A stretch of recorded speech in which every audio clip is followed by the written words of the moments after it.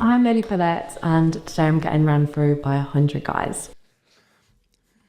I'm trying to think what's the right tone for this introduction here. Usually I say, "Hi, I'm David licensed psychologist, and I'm reacting to events in pop culture." But I feel like this should be a more somber or direct. I feel like I need to lecture people in this video, so I apologize for that. Tonight we're talking about Lily Phillips, who is the OnlyFans star who recently slept with 101 guys over the course of 24 hours. So this news story fell across my feed, and I looked at it and I thought, that's sad, and kind of moving on. And then I was just sort of bombarded by all of these different reaction videos or reaction comments chastising her for her behavior, or chastising our society for allowing this to happen. And so I want to talk about that dynamic, which I think is total bullshit. And then at the end of this video, we'll watch a couple clips from the documentary about this day in hell with Lily Phillips, and I'll react to some moment-by-moment stuff.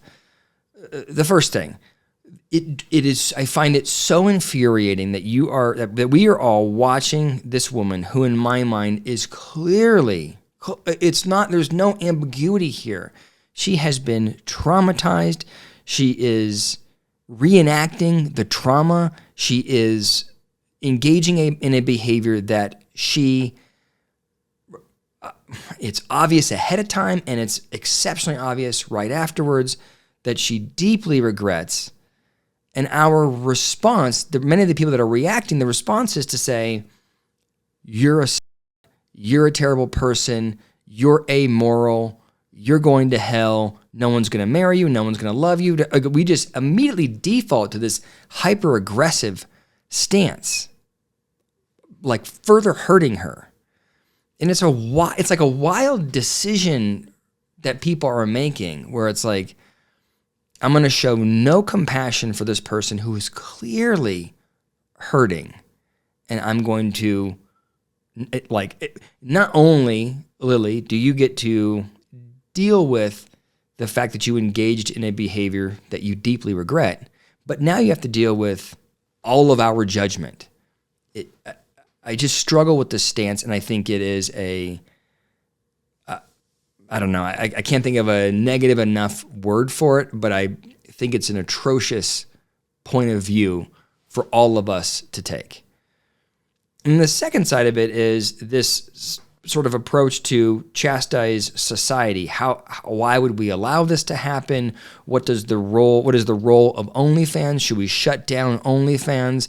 Why are we allowing pornography to take over? We are taking this horrific experience that this adult made, and we're now going to limit the rights of everybody else as a consequence of it. I don't get either of those positions.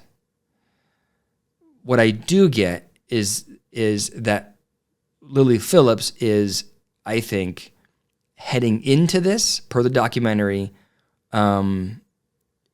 deeply confused. I think she shows all of the markers of someone who has been through some kind of horrific trauma.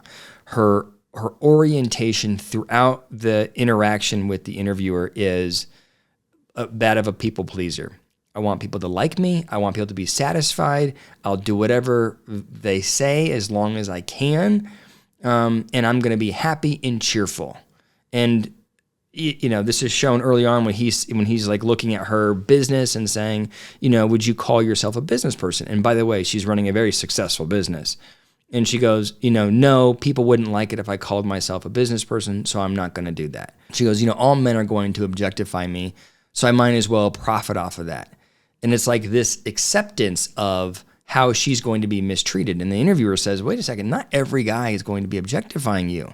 And she goes, yeah, most of them are, so I'm going to profit from it. And I think it just shows you, how deeply confused she is about how people work, right? It's not an accurate appraisal of her environment to think that all men are going to be objectifying her, depersonalizing her, right? She can have a very human relationship with a man, but she doesn't believe it. And instead of getting mad and resentful, her approach is kind of to capitalize on it, to kind of please those men. Fine, you want to objectify me? Here, objectify all of me, all the way. She talks about having a healthy relationship with her parents. Her parents don't mind her behavior. I call complete bullshit on that. I simply don't believe it. I know that mom calls regularly per the documentary. I don't know what they talk about or what the tone of that relationship is. And I know that dad calls to let her know that his friends are watching her porn, which feels like boundary breaking to me.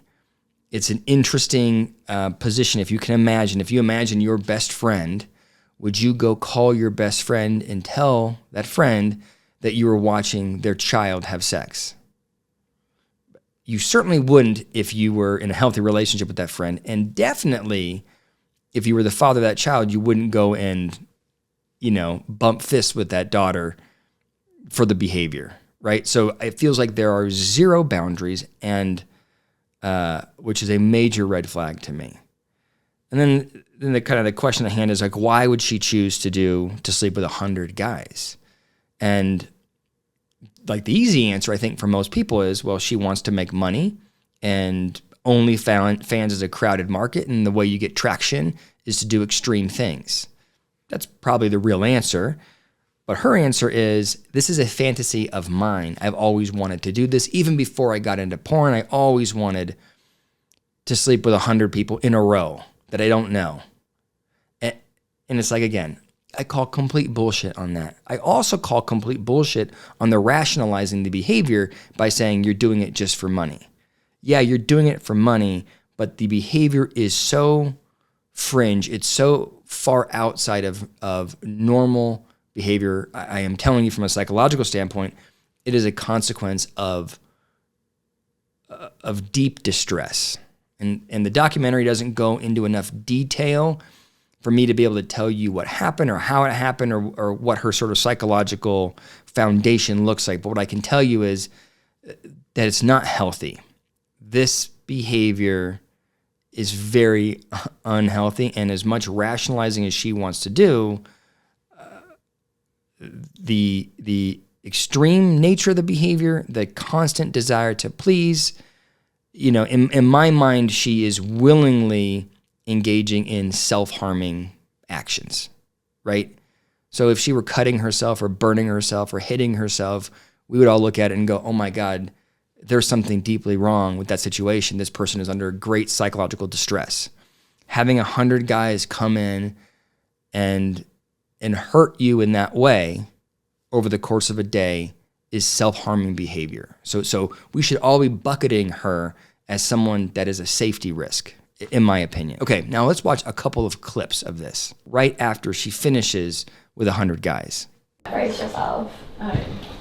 Oh, holy shit. So to give you a little bit of context here, she had a bunch of people originally sign up. They didn't all come through. And so at the last minute, they had to sort of scrounge to find new guys to hop in.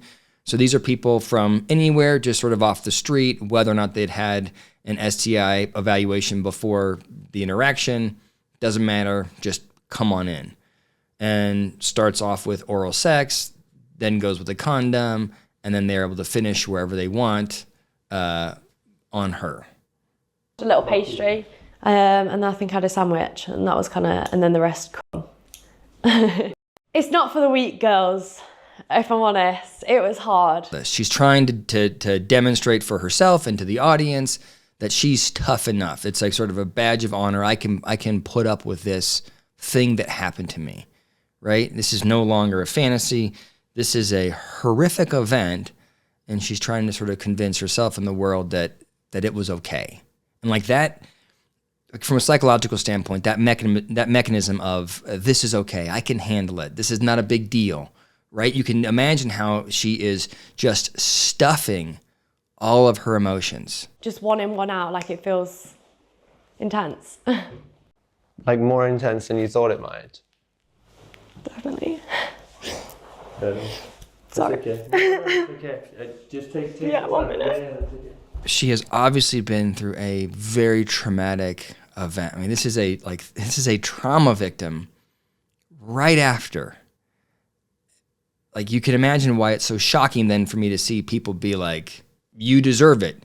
We're not going to feel bad for you because you're crying. You are a prostitute. Like, the stance of people ridiculing her is crazy to me. That's what's making you feel emotional, is that maybe you think you didn't give some guys a good enough time today? Yeah, and it's hard, I think, having the interactions with them when they're like, what, you're not going to make me finish? Imagine what your kind of psychological position has to be if after having 100 guys do whatever they want to you, treat you like a piece of meat, that your first articulated concern is that some of them didn't finish and some of them may not have gotten a good time. Right? Like, you can imagine what her childhood must have been like. What was the environment she grew up in where she had to constantly please other people? Right? And you can see why I would be skeptical now when she says, I have a great relationship with my parents. They're happy with what I'm doing.